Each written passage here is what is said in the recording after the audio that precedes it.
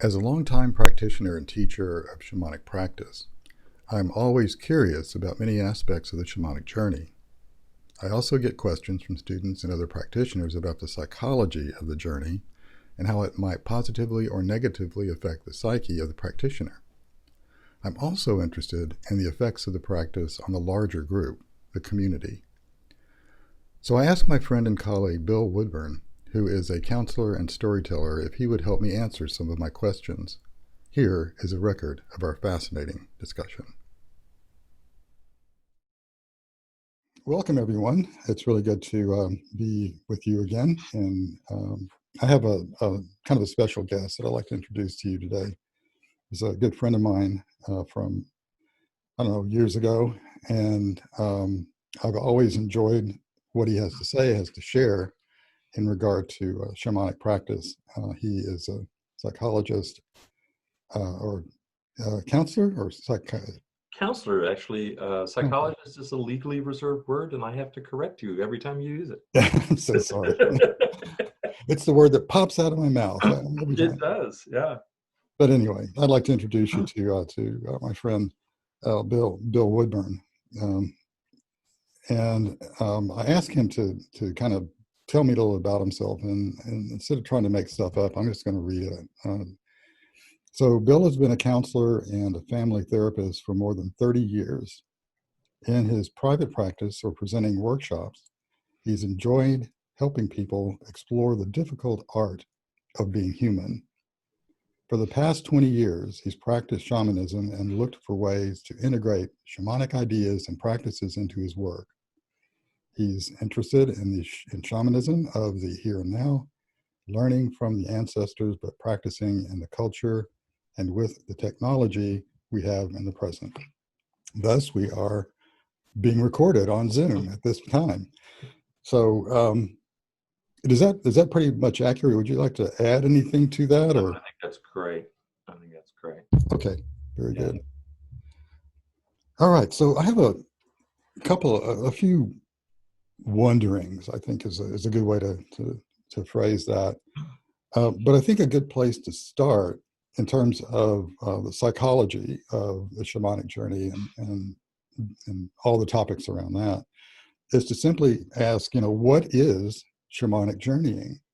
Whenever we talk about that, I've heard definitions from, all across the board, but it makes sense to define our terms for this particular podcast. So with that, what is shamanic journeying, Bill? And you put your finger on one of the things that's been present in my life since I started shamanic practice, which is this sort of coming at things with a dual mind.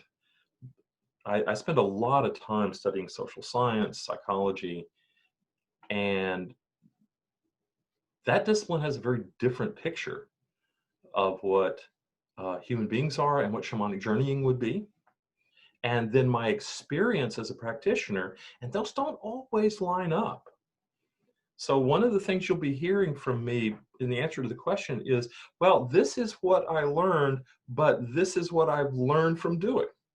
And so if I was going to speak strictly from the psychological research, I'd say, shamanic journey is an altered state, usually brought on by some sort of rhythmic sound, can be brought on by chemicals, can be brought on by stress or by hardship. Okay, there are a lot of ways to do it, and certainly we see in indigenous people, they have perfected some pretty arduous ways to put themselves into this altered state. Mm-hmm. And in this altered state, essentially people see visions. And this is where the psychological literature starts to get fuzzy, because it starts to describe it as a change in brain state and how that might recall images from memory or produce images. But I notice the further we go down that road, the less and less meaning we're attributing to anything. Mm. And that was part of actually why I got into shamanic practice is that these things were like, oh, great, okay, nice explanation, nice explanation. Wait a minute, we're starting to get vague and operational, and we are not talking about, well, what does it mean to a human being to have this change of brain state? What does it mean to a human being to see these visions? Is there a meaning to the visions? Now, strict psychological research would say no, it's just dredging up the sort of, undefragged hard drive of your brain and throwing images up there. They might be meaningful and they might not. What practicing shamanism has taught me is these are highly meaningful. They're personally meaningful. At first, I was very, convinced of that. And then an amazing thing happened. I began to realize that they're actually meaningful in the community and then meaning globally. And then it's like, wait a minute, am I in touch with something real that's spiritual? And that was a big leap to come from a very operational, psychological side to, wait a minute, it's not just operationally what's happening to the brain, but what does this actually mean for human beings? And one possibility is it's really good communication with spiritual sides of ourselves and an independent spiritual side that is trying to communicate. That's really excellent. Wow, I tracked right through that. So good for you. So another really interesting question, I think, has to do with, what I hear. We both teach and do shamanic journeying, and what I hear sometimes from people who are relatively new to the practice is, can this be dangerous? I'm working with a woman right now whose 12-year-old is having these sort of spontaneous, what she says are journeys. I think he's just playing with it in his imagination. And then there's that whole discussion about whether they're related or not. But she's concerned that it might be of harm, or it might be dangerous to him. I mean, can you get lost in that experience and not come back? First, I think that's perfectly reasonable for a parent or anyone. That's a very reasonable question to ask. Absolutely. Because it's strange. I mean, it is us not losing control, but certainly sharing control in ways that we're not used to. So absolutely good question. And yeah, I do have an answer. And we have to step back for a moment, because over and over, I've seen that shamanic journeying, far from being harmful, has actually been wonderful for people. Even people who I thought, this person's got some serious psychological problems. And through regular shamanic practice, I've seen wonderful changes and amazing reconnections to people. So what I'm going to say is shamanic journeying dangerous? Yes, but the danger doesn't come from the shamanic journey. The danger comes because our culture doesn't know how to deal with a shamanic journey. Okay? And if you don't have to look very far to see people laughed at, or people claim they're doing something evil, or claim that they're insane. If I recounted a shamanic journey publicly to some of my colleagues, they would begin to wonder about my sanity. What I would know is these guys don't know what to do with a shamanic journey. And so as human beings, we don't know what to do with something. We tend to get scared of it. And if you're a child, what you get is you could get shamed for it. People could get hostile. The other piece is, personally, we're not trained. We don't grow up in a shamanic culture. And so we don't know what to do. If you hear a voice during a shamanic journey, does that mean I'm having a psychotic break, or is that a message? My goodness, we got to make a decision. We got to figure this out. If we had grown up where shamanic practice was normal and natural and studied, we'd know what to do. And we'd also know that important thing in shamanic practice, how to tease out the signal from the noise. Is this just wishful thinking? Is this just something going on in my brain? Is this just indigestion from dinner I had? Or is this a message. And that's where the practice comes in. So to answer your question, shamanic journey is not dangerous, but if this child is having spontaneous shamanic journeying, then they're going to need some support, and they're going to need some help to build a meaning and a mythology around their experience, so they don't become alienated from this experience, and then it becomes scary, and then it becomes a problem for Right. I agree. And in my work with this client, our son actually did go to school and tell his teacher about these experiences, them. which, since it's a Catholic school, led to, oh, it's the devil. The devil is speaking through you. And he had the, the sense of mind to just sort of discount that. But whenever he went home and told his mother, the mother freaks out. So like you said, my sense is that he's going to need some support. He needs to have a structure that can kind of rest into. And so what I'm doing is doing some teaching of her to help her to feel more confident and more comfortable, and Sure. and do what she can, not to freak out. It's also curious to me that most religions that have been around for any particular length of time have a mystical, ecstatic tradition somewhere. The Muslims have the Sufis who dance and go into it. And really, that teacher at a Catholic school was showing her certainly her limited knowledge, because what does she make of Julian of Norwich, or Teresa of Avila, or Joan of Arc, who all had mystical, ecstatic experiences where they what we would call went on a journey and communicated and got meaningful, had a meaningful relationship with a spiritual being, and came back and told people. Well, Mm-hmm. maybe that teacher just hadn't heard of these people, so I don't know. Excellent point. Okay.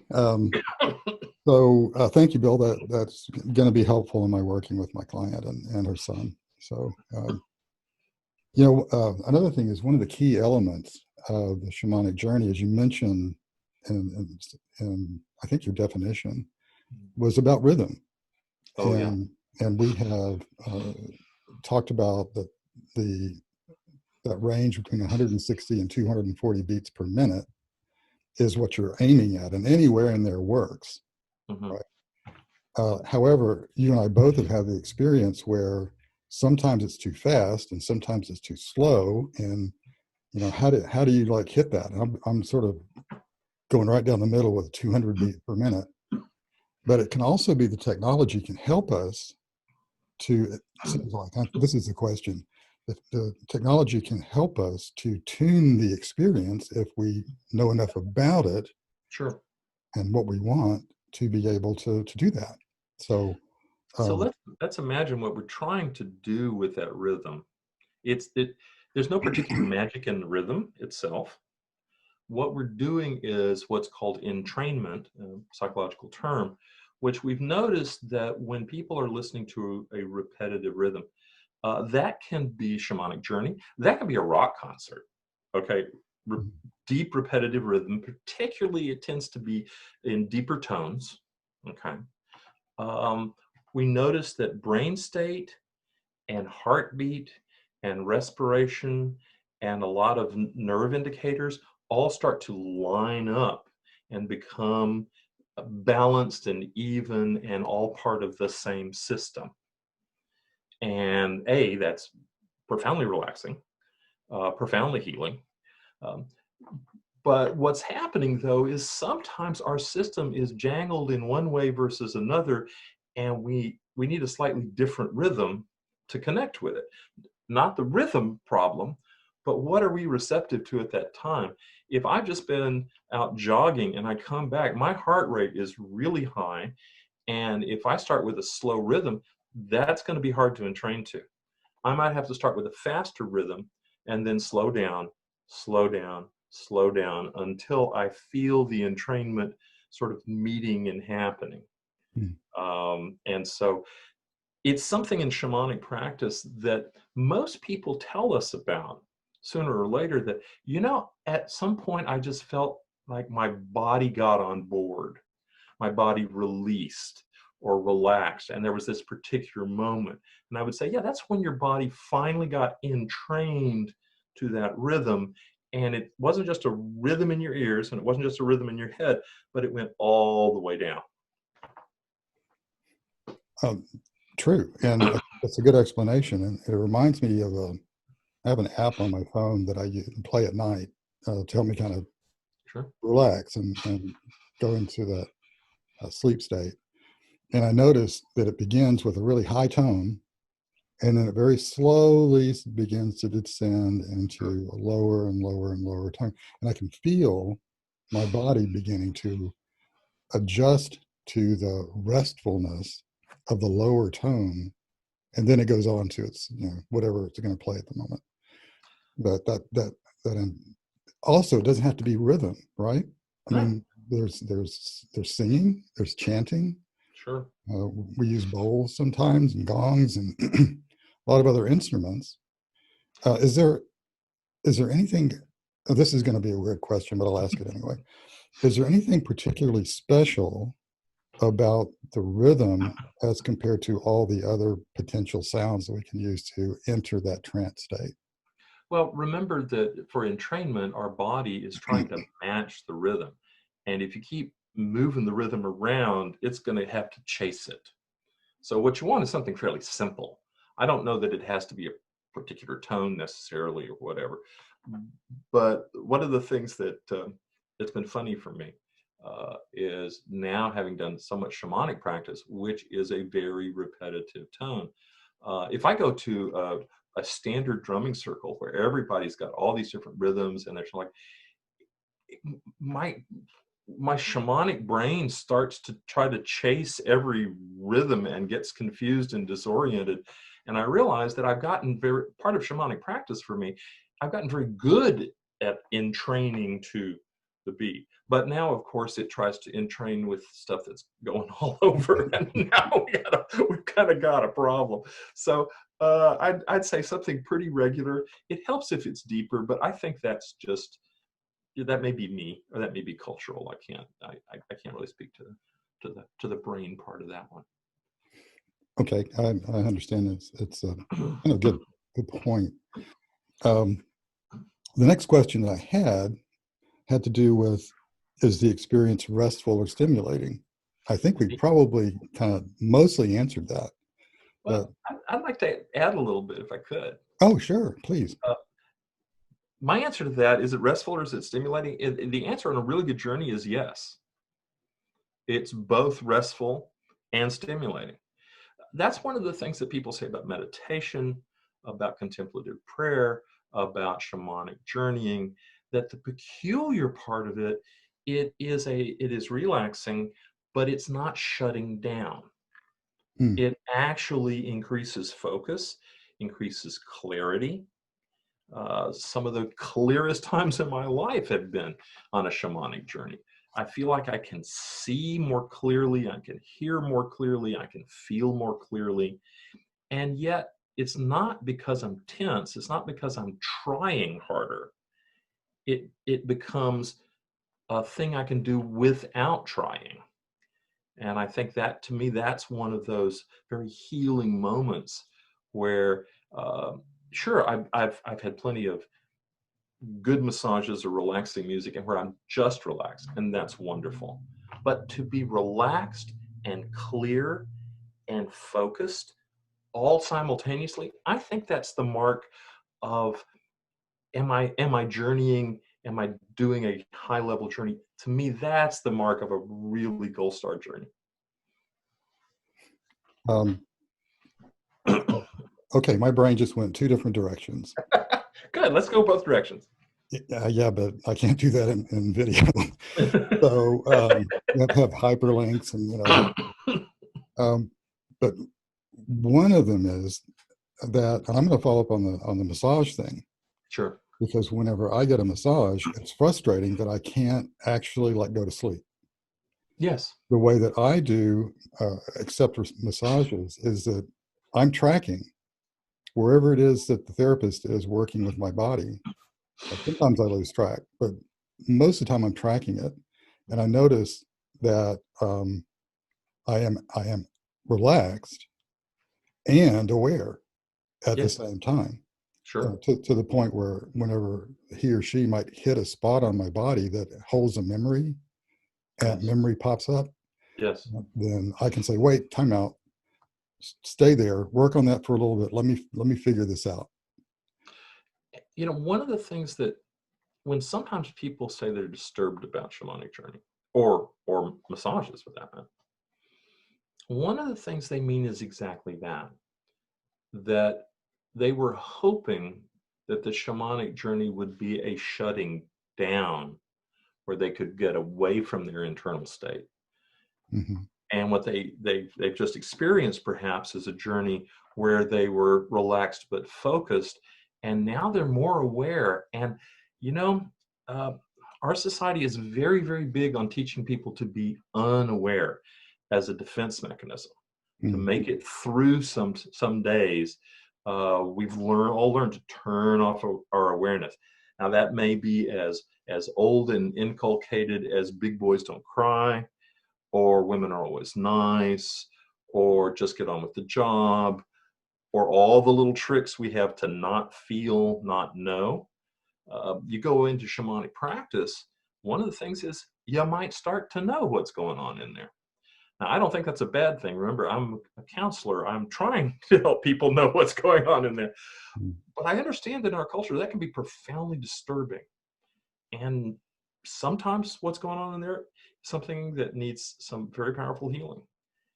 And so, again, a massage, sometimes just a drum circle would not, even a shamanic trance can bring people into awareness of something that they've turned the volume down on for years or decades.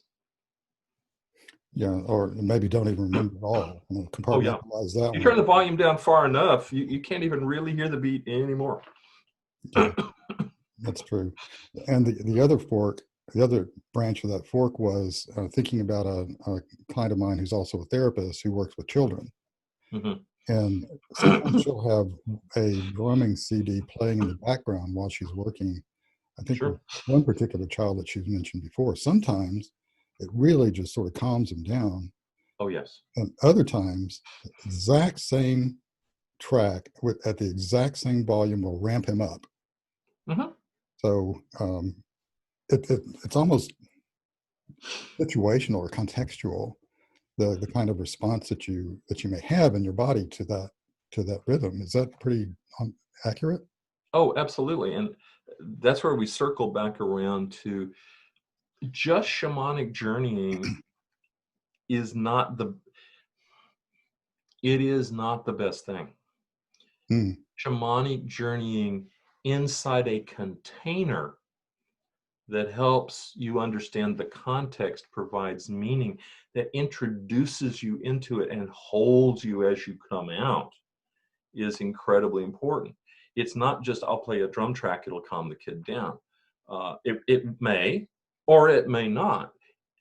If you played a drum track inside the context of shamanic practice, in calling the directions or creating a sacred space, or helping us clean out our energy so that we come in pretty clean. Remember, a whole bunch of spiritual practices and religions for thousands of years have always talked about you need to come into it clean. Well, mhm. that's not just some sort of weird puritanical idea. Some shamanic practice, some practices in other religions and practices will allow some of that. I mean, some of that very disturbing energy can come out and kind of run around the room.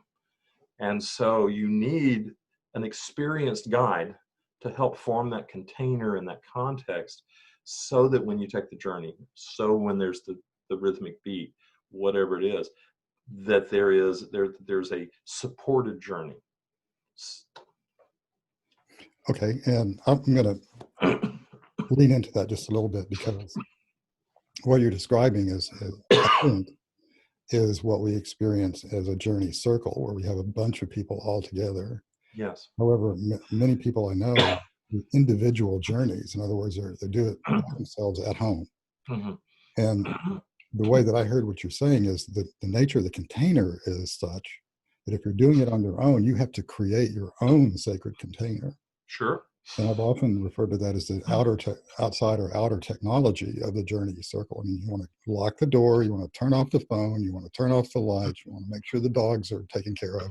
I mean, all those things have to be in place for you to have a journey experience. Sure. Well, Well, no, I'm a counseling supervisor, and one of the things that I teach my interns that they don't get in school usually is how to create a space in their office where people can come into, can feel safe, can feel connected, can essentially have that journey that we call a really deep counseling session.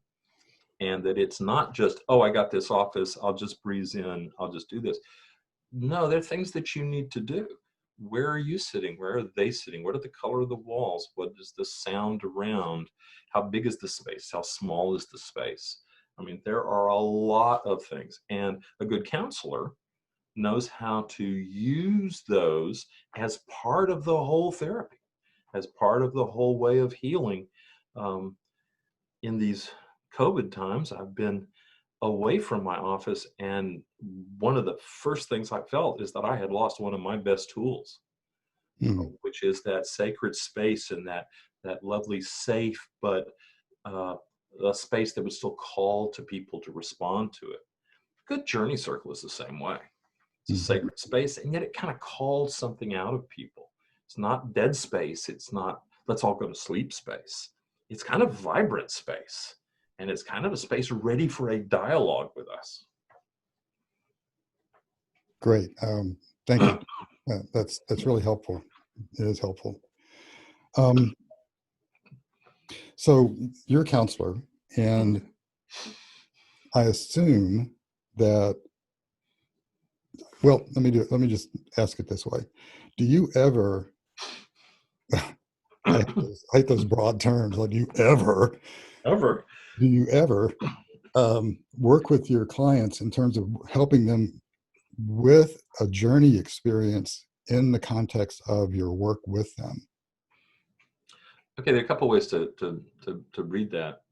One of the things that shamanic journeying experience has been really helpful for me is perhaps not surprising to you, but surprising to most everybody else. A bunch of my clients come in and they have had a dream or an experience or a knowing or a deja vu kind of experience, and they come in and they say, I've just had this weird experience and I don't know what to do with it. Yeah. So they've already had the journey, is the point. And now they've kind of taken it and put it in a little paper bag and brought it to the counselor and say, what do I do with this? And so it's been really helpful for me to be comfortable with my own journeys so that I can, you know, take a deep breath and be comfortable and be hopeful and say something very natural and very human has just occurred. This is not bizarre. It's not extrasensory. It's it's part of, it's not supernatural. It's actually very natural. You've just learned that there's this extra part of being human that you weren't quite prepared for, and let's see if we can help you relax into it because it's a lovely gift. Hmm. Excellent.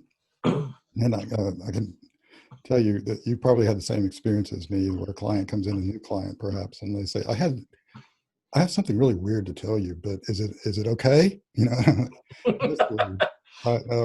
You can't surprise me with anything anymore.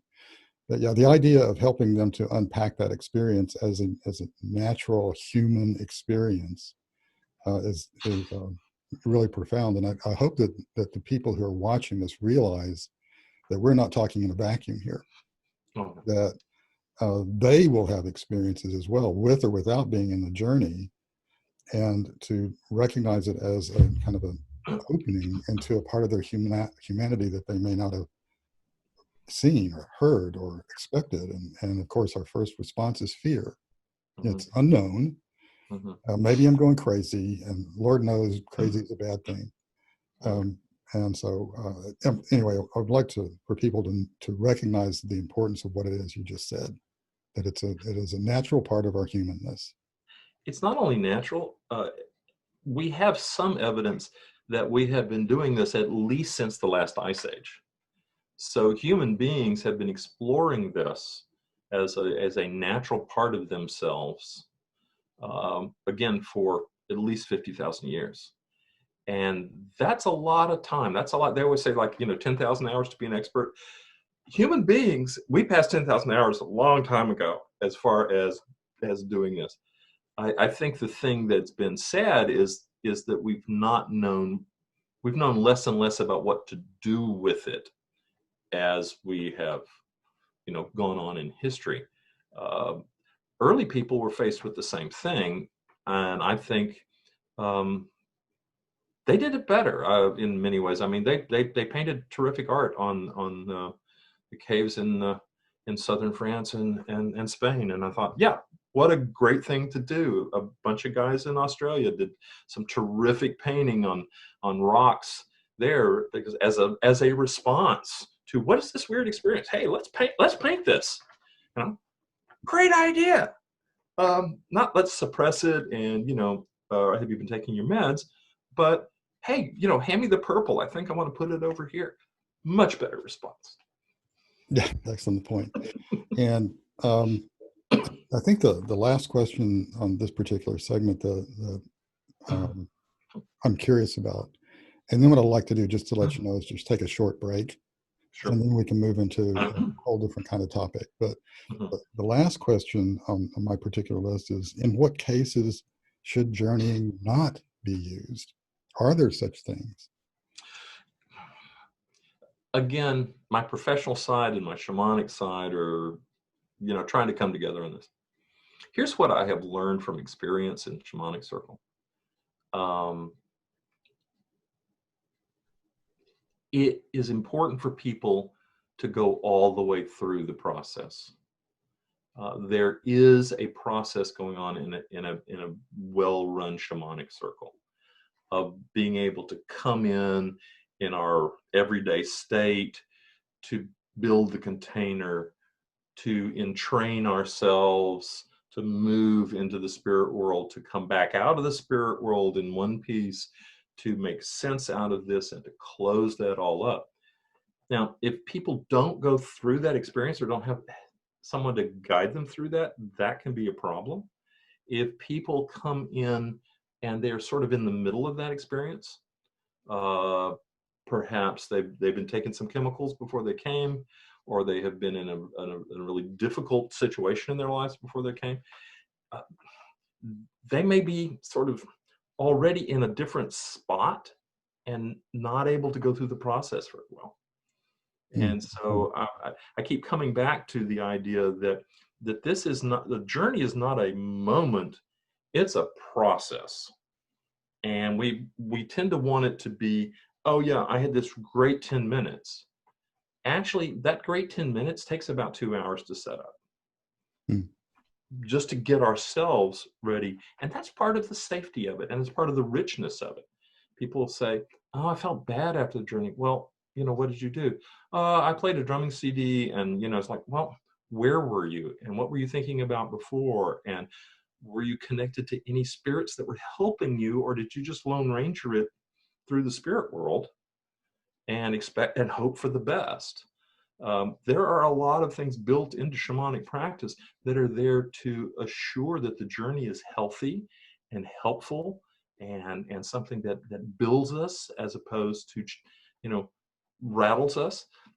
But you can choose not to use those tools, and then that could be a problem. Yeah, I think I referred to something like that earlier as the external technology, which is, it involves ritual.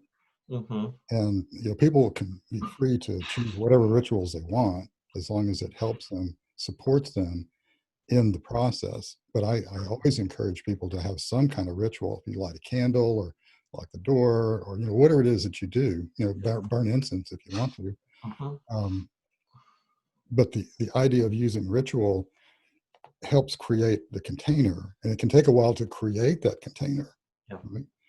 and to develop the structure for the container that you use.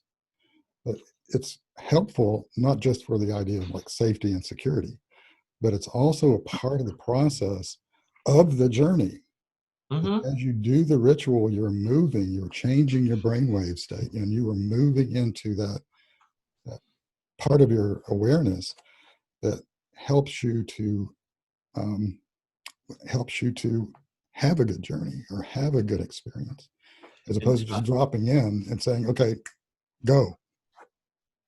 I don't know about you, but I've certainly seen uh, new people show up at a shamanic circle, and they are so worried about doing the journey right that all they're thinking about through the entire first half is, will I do the journey right? No, I'll probably do the journey wrong. I don't know what I'm doing. Da, da, da, da, da. Oh, this is scary. And they miss all those helpful steps leading up to the journey. And then later they say, oh, but I couldn't journey. It's like, well, yeah, because you missed all the prep, and not deliberately, but I get it. It's hard to relax into that external technology. Yeah. Okay. I think that's all that I have on my list. Is there anything that we missed that you can think of about the shamanic journey?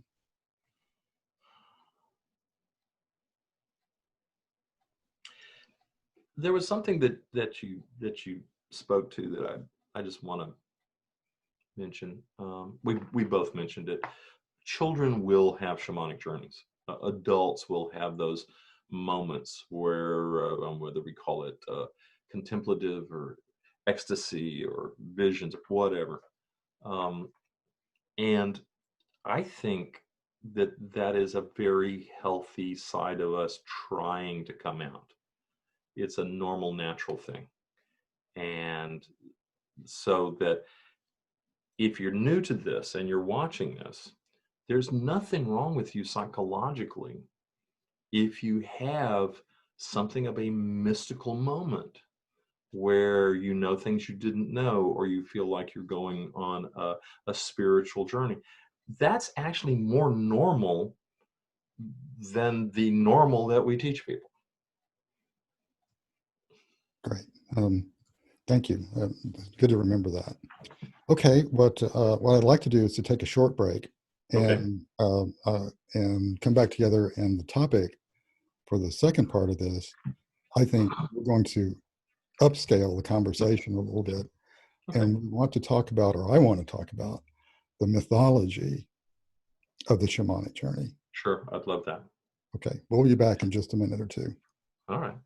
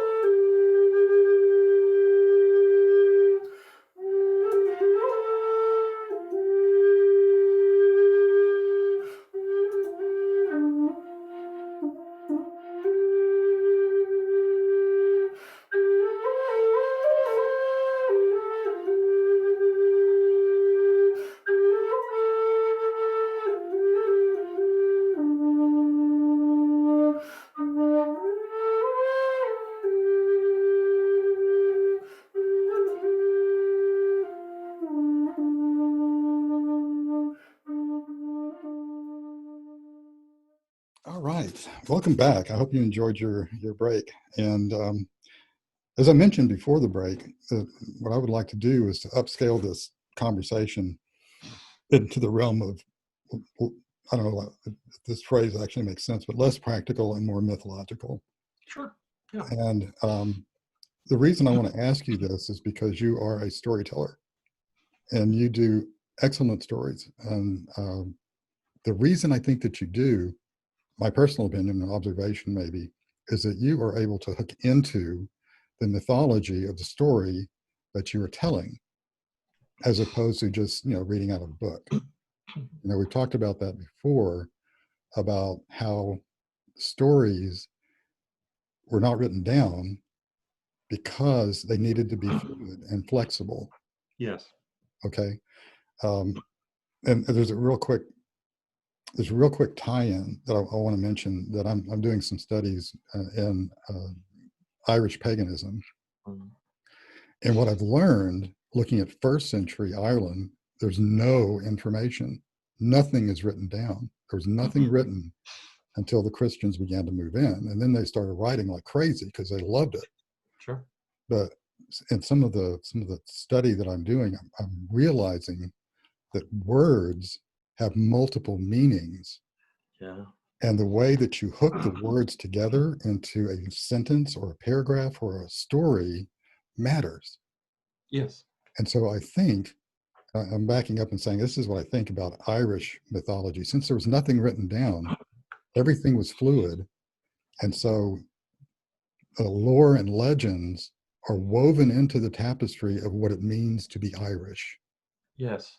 And Yes. so I'm kind of really loving this aspect of what I'm learning. And I just want to let you know that the reason I brought that up is that when we shift into the idea of myth, we're shifting into a context, in my opinion, into a context where everything that happens has a bigger dimension to it. Mm-hmm. And the stories that we live in our everyday lives are mythological. And I don't mean archetypes, I mean mythological, right? So that's the context that I'm coming from, and the kinds of things that came to me while I was thinking about this topic. And it seems to me that journeying is a part of the mythology of shamanic practice. Sure. Or maybe it's vice versa. Maybe mythology is part of the shamanic journey. Maybe it's both. I don't know. Can you kind of speak to that for me and help me to get less muddled? Sure. As part of my uh, keeping my state license to be a counselor, we have to do continuing education, which is a good idea. And I was really pleased to see in one of my continuing education pieces that the presenter was talking about how counseling has always really had three parts to be successful. Presence, helping people interpret what's happening to them so that they find meaning and hope, and then some sort of ritual to be able to involve themselves with it in a better way. And I thought, yeah, so that's the same thing we do in shamanic practice, the same thing I do as a storyteller. That story, that making meaning in that middle part is what mythology is all about. There are all sorts of ways to make meaning of, but as human beings, we have to. If we don't know the meaning of something, we'll just start making it up because we have to have that in order to go on. True. And so one of the things that's wonderful to me about shamanic practice is that it is open for input from the spirit world about what this means. And I mean in the larger mythological context. In other words, what is the story here? Mm-hmm. And you say mythology, I think of story. What is the story here? We're all part of a story that we can sort of remember the beginning of, and we don't know the end of. And so we're traveling along. And I think that's why stories like the Canterbury Tales and stories like that are so much fun, because that's so much the way we are. We're a collection of human beings that are getting together, and we've have all sorts of different paths, and we're heading on a journey, and we don't exactly know when we'll get there and how that works, but we're interacting with each other, and we're sharing our stories and building this bigger story that helps us on our way. Yeah, thank you. I always answer questions, but sometimes I even, get around to the point. I have noticed that about you. I think that's the mythology of Bill. So this is kind of a long question I wrote down, and I tried to read through it. I'm not sure if you already answered it, but I'll just read it and we'll see where we go with that. It also seems as though the journey experience, at least for those who experience their journeys as some sort of travel and interaction with otherworldly beings, creates an ongoing story or myth for the person's spiritual life. I think you just sort of address that in a way, but I have noticed in some journey circles where we get together like weekly and some people drop in every week or every month or whatever, it's like the story they pick up the story from where they left it. Yes. And Yes. that's also true with relationships with beings in the other world, that I may be out, I may not do any journeying for a year, and I do a journey, and it's like we never separated. It's like we just pick up right where we left off. And so it seems like there's something else that's going on that is not just the journey or not just the technology, but that underlying whatever that is, and so can you Sure. is that a question good enough to speak to? Oh, that's a great question. And it reminds me of how frustrated I am when a newcomer will have a journey and then they will say, well, what did it mean that there was an alligator in my journey? And the problem isn't that they want to know. That's great. And the problem isn't that there's no meaning. That's not. The problem is the meaning they want is about this big. And see, what I'm interested in is not what does the alligator mean? It's what part of this whole story did you just encounter? Mm-hmm. There's a larger story going on. How does your encounter with an alligator fit into that larger story? Not well, alligators, have scales and therefore it's like, that is such a tiny, tiny meaning. The mythological meaning is more like, how did the alligator help you on your journey? Did they give you a challenge? Did they become an ally? Did they become an adversary? Did they become a helpful adversary that helped you see things that you were not seeing before until you got a little resistance? There are all sorts of things that could mean in a much larger story, as opposed to, well, he's got teeth, he's got scales, he wants to bite people.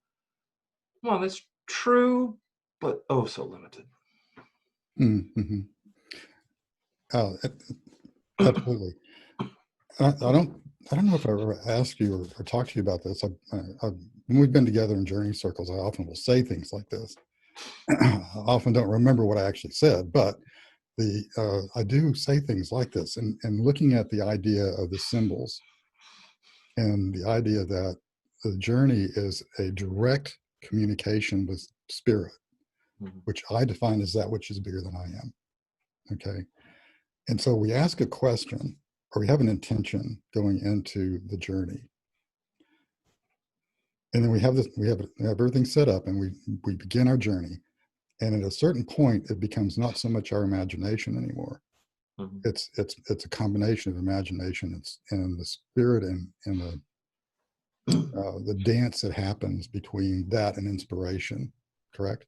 Mm-hmm. And so where I'm going with that is this: if it is communication from spirit, then spirit is not going to talk to us A, in English necessarily, and B, not linearly, because Not only that, the part of our mind, the part of our brain that is most in touch with this is really nonverbal. And so it's really difficult for people to come out of a profound journey sometimes and find words, because they have just been, supercharging the part of their brain that's most into image that's most into spiritual connection. And that's not a particularly verbal part. As a matter of fact, one of the things we know is Broca's area, the more verbal part, actually begins to go dormant as these other parts of the brain start to light up.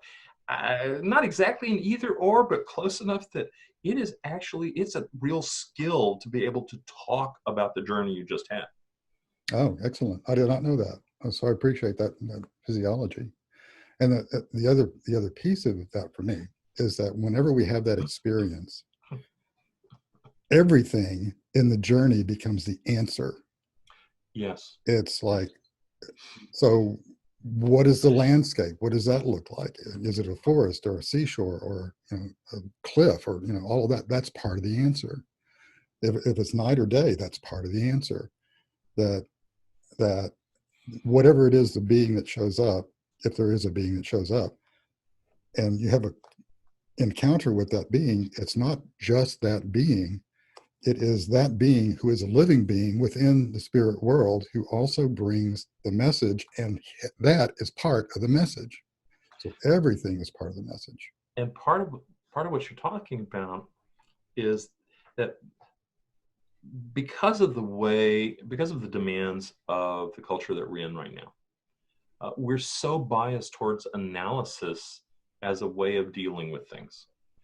By analysis, I mean the breaking down of things in their constituent parts and then trying to figure out what that organization is.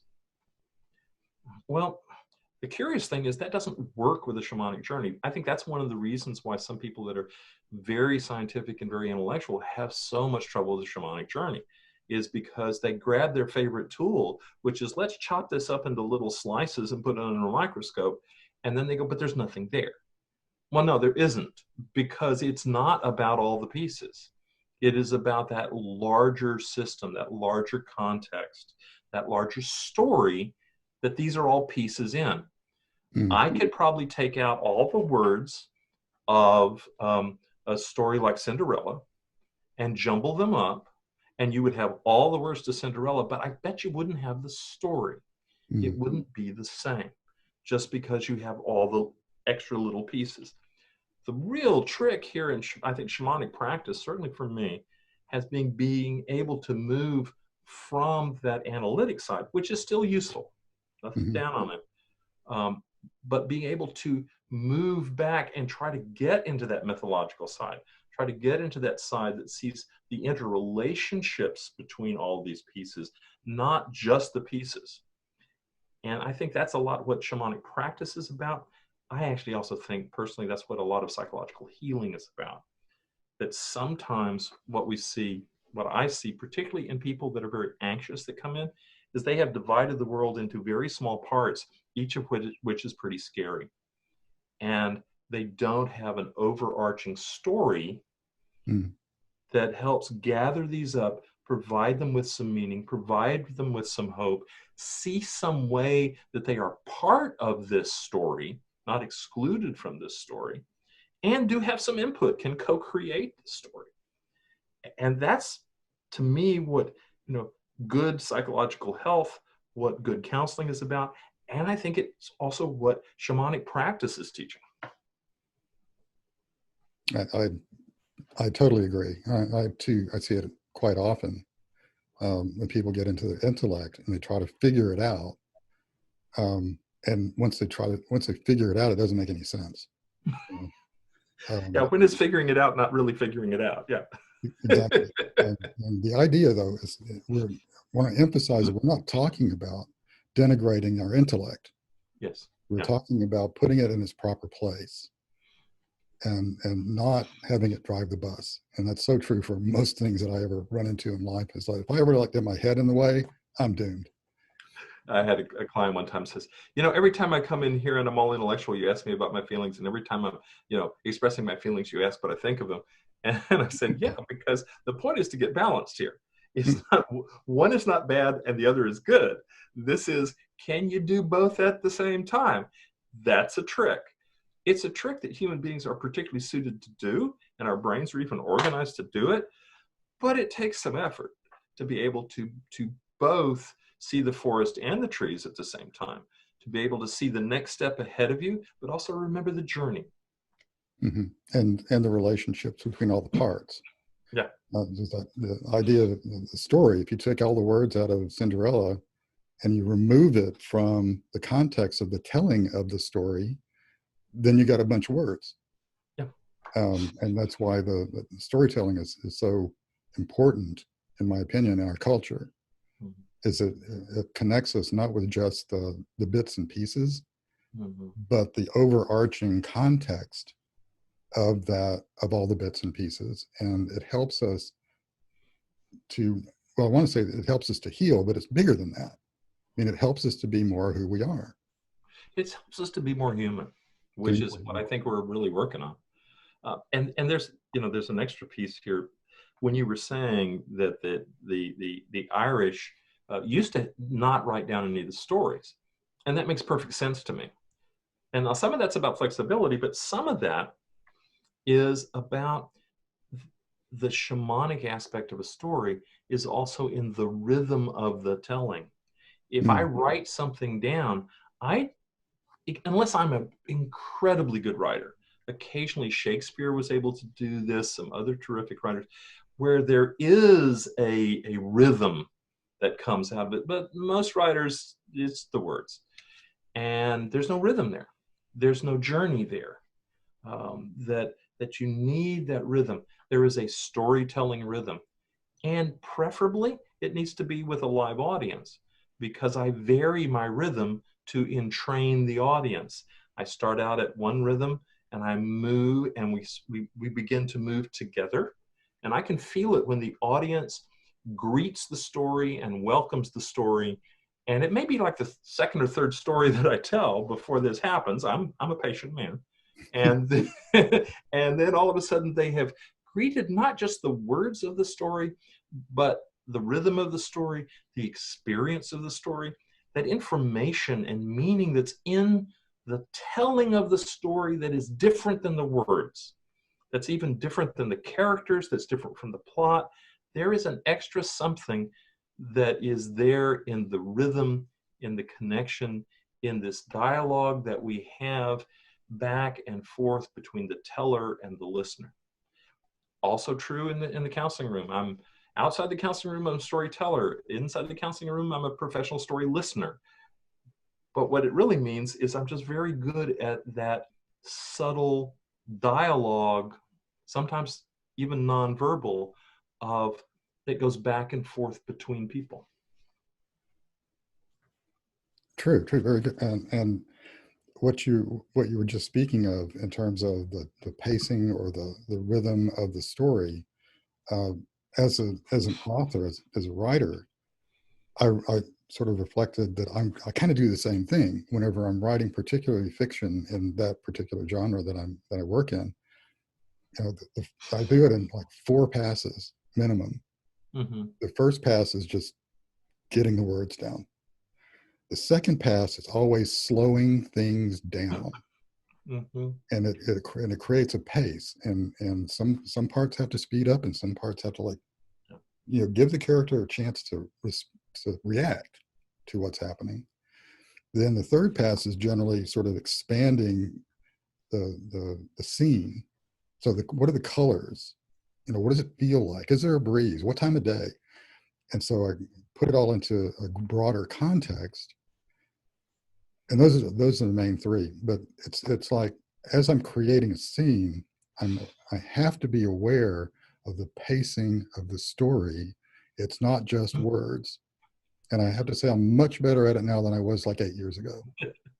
And I also notice how you start with the intellect, and then you entrain the feelings, and then you entrain the body of the reader, because as the reader follows your words and then follows what those words are meaning and the reaction and the emotional, context for the character, and then is it hot? Is it cold? Is there a breeze? That brings our body in. So you're actually bringing them through a journey, which is entraining all those pieces into a single human being. Well, thank you. And you're pretty good at it. I never thought about it that way. So, yeah, thanks very much. Um, I'm trying to think if there's anything else along those lines, and then I want to bring it sort of home in terms of community. Okay. Um, I don't think if it comes up, we'll deal with it. But do you think that, okay, I'm gonna step back and not talk about what I do or individuals, Mm-hmm. but let's talk about the mythology of the community Mm-hmm. and how, if it does, the shamanic journey helps to build a community mythology. And I'm being magged by a memory of Alberto Villaldo in one of the telephone conferences that he had, said that a lot of the mythologies that we work with today are outdated. Mm-hmm. And we need to have new mythologies. We need to create a mythology for our time. That question has been sitting on the back of my mind like since I heard that. And I go both ways on it. Mm-hmm. But so, kind of put that there. That's something that's curious about. But the idea of the communities journeying together might be co-creating a mythology for at least the community and possibly for a wider effect. What are your thoughts on that? Well, I think first let's delve into a little bit of we say community. What are we talking about? Mm. What we're talking about is the idea of community. What's the difference between community and a bunch of guys on an elevator? Well, the community thinks it's community. It has this sort of symbolic mythological piece that says I am joining a thing. I'm not just joining you or you or you. I'm joining us. And that is something that human beings are particularly good at. A million years or so ago, as human beings, we made this sort of evolutionary choice to move away from fangs and claws and speed to brain power. And the result of that, and I think the reason for that, is how many structures in our brain are about being in community with other human beings. So if you're a single human being and you're out on the plains, 500,000 years ago, where there were 26 different kinds of saber-toothed tiger, you look like a tasty snack, and that's it. You can't fight, you can't run. The saber-toothed tiger doesn't care if you talk to it. You're dead. But if you're there with the 30 to 35 people of your tribe, okay, now that's different. Now you're protected. If you're young, you're protected. If you're old, you're protected. If you're part of something, we made a decision a long time ago to start to bias toward being together in a group as the way we were going to live as human beings. And that is down deep in our DNA. It's in the structure of our brains. It's in the structure of our bodies. I don't have claws. I am not good at fending for myself. But I am very good at things like looking at facial expressions and having some idea of what the other person's feeling. I'm very good at language so they can tell me what's going on with them and what they would like me to do. I'm good at these sorts of things since I'm a human, with a feeling of loyalty, a feeling of comfort of being with someone. A hug, a touch is very meaningful. Okay, praise is very meaningful. Having someone express they're glad to see me when I show up for circle is very meaningful. These are all ways that human beings are built to be. And so that idea of community is absolutely part of our DNA. And there's a lot of damage done when people start to say, those people are not part of the community. Those people aren't human. Those people need to go away.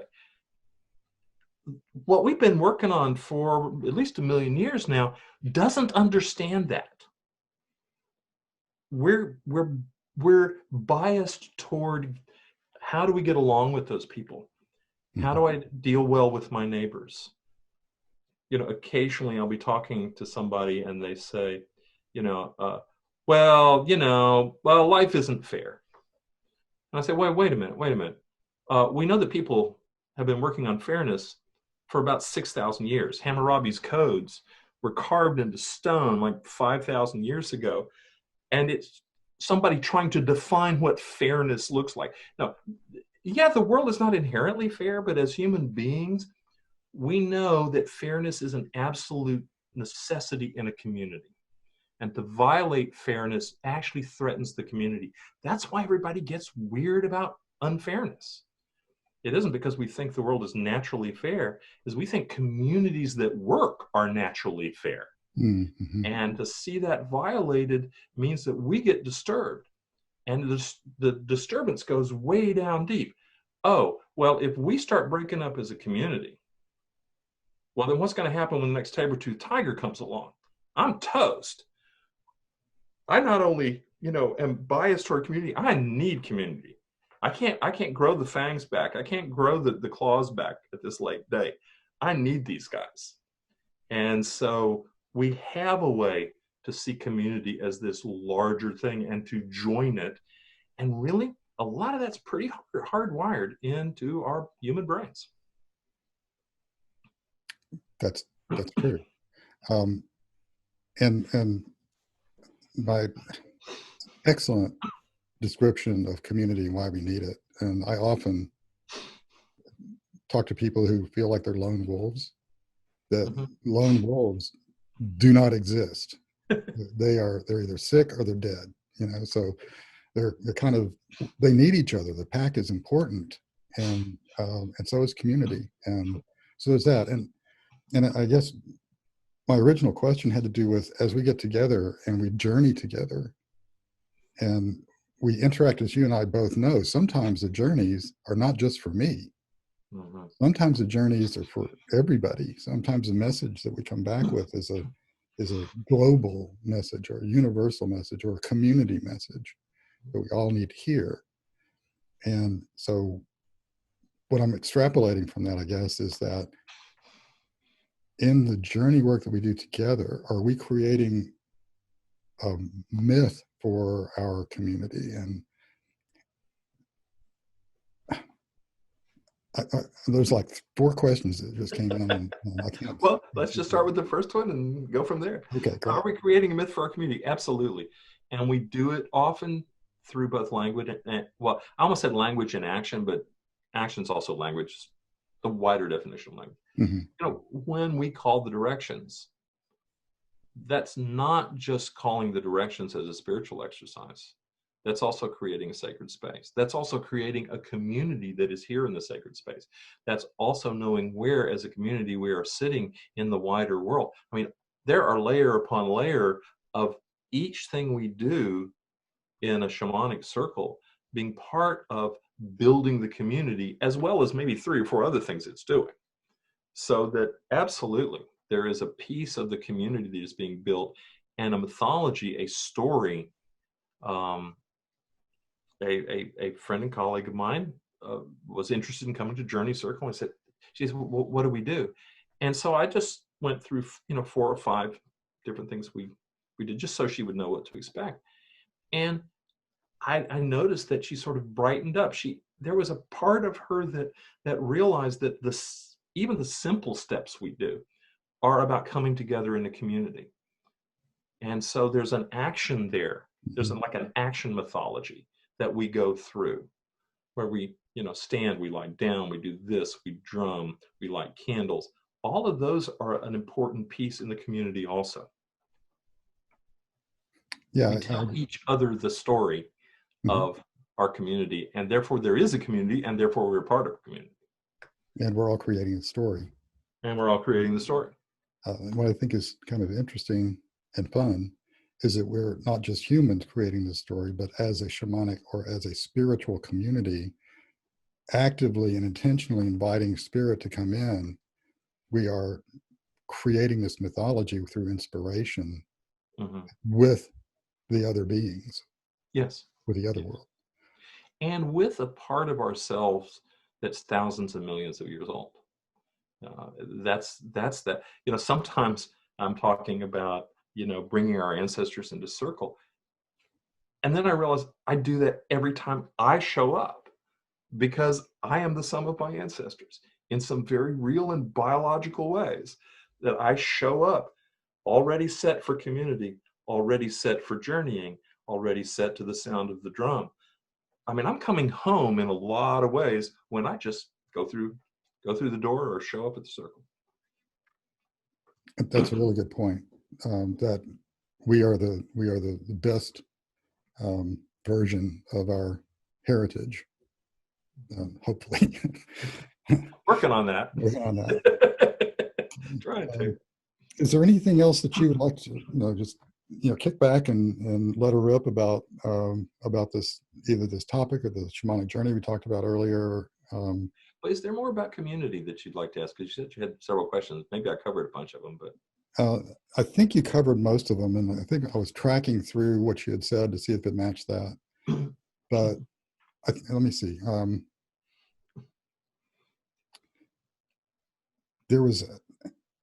I'm not sure that I'm really settled on the notion about the mythology of the community and how it attaches to the mythology of the bigger thing. It's not just like the shamanic community Austin is like a thing. One of the curious and difficult parts of modern shamanic practice, which I'm always very interested in, is how we get pulled in different directions. We show up to join the story of our ancestors in circle and shamanic practice. And but by joining this community, in many ways we have to separate from the larger community that doesn't understand what we're doing, that sometimes looks down on what we're doing, sometimes feels threatened about what we're doing. It's really difficult to be part of both communities. There have been some cultures where that was the easy part. And you said, I'm going on a vision quest. They'd say, fine, great. Can I make you lunch? It's not a problem. You don't have to leave the community. If you're a modern shamanic practitioner, there's a little bit of leaving that community to be part of this community. And that's really stressful on human beings. We don't like leaving communities. We don't like having to choose between two communities. We don't do that very well. And so there's a little bit of community distress sometimes that shows up with the, I'm here, but please don't tell my family. It's like, well, on a psychological level, on an emotional level, that's a very profound statement. That's my primary attachment group. I have to leave to come here and attach to you guys.